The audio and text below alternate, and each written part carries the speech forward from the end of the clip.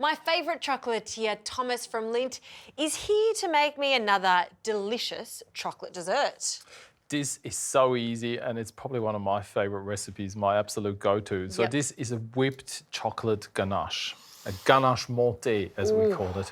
So good. really, really easy, based on cream. And I might actually get you to start with the base already. So we use half of the cream of the recipe to actually heat up with a little bit of glucose. Okay. So glucose is what sort of gives that sort of beautiful silky texture in the mouth. Yeah. I use a little bit of raw caster sugar as well to sort of sweeten the mixture. Okay. But then what brings this together is a good shot of espresso.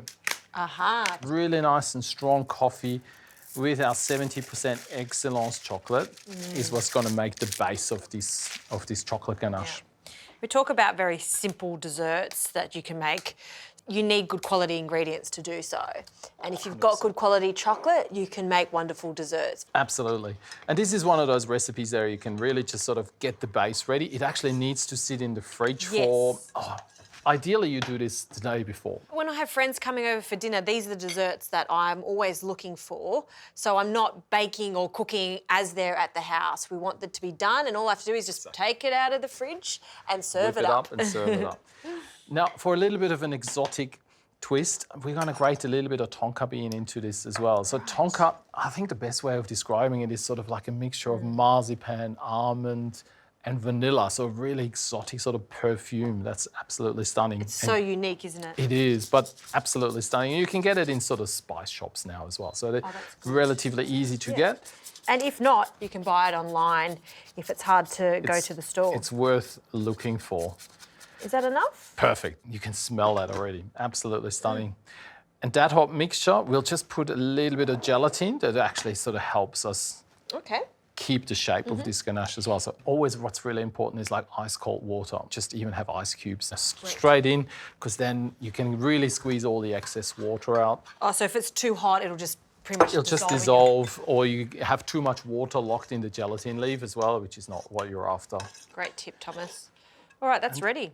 Nice. That can go straight onto this little chocolate and coffee mixture, and then we put the rest of our cream to it as well. So just the other half of the cream added to it as well. Okay, so it's another 100 mils. We might just wait for the chocolate to be melted. Right. Because then really why we sort of split the cream into half is just to help cool the mixture down. Ah, okay. It just sort of speeds up the process. And that's literally melting in front of our eyes because that sugar mixture and cream mixture was so hot. Beautiful. Great. So we're ready for the cold cream. So just the other half of the cream goes straight in. Whoop. There we are. So that's all mixed in now. And that just needs to go into the fridge. Basically, best put a bit of cling film straight onto the surface. Chill it until it's ice cold, and then it's ready to serve. Great.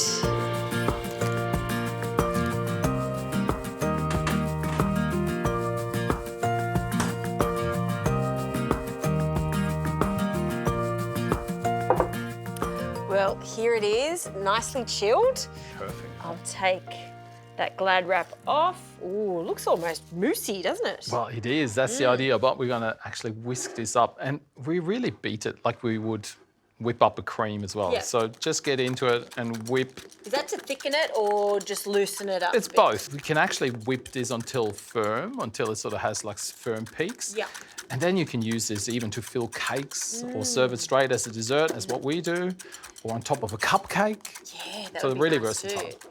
And just as you're whisking that quite vigorously, it's changing colour, it's going lighter, it's thicker, and it's super glossy. That's right. And you can sort of decide what sort of texture that you're after. So I don't like it super, super firm. So nice and silky is what I'm after. Ooh. And then straight into a little serving glass. Okay. So we don't need to go, shape canals or anything like that. We just want to go nice and decadent with this rich mousse and cream. I love this glass because it's not too big, not too small. It's a rich dessert, so you don't need too much of it to go a long way. That's right. So maybe just to finish off, put a little diamond of our chocolate on. Yep. And then I got some coffee beans that are just crushed.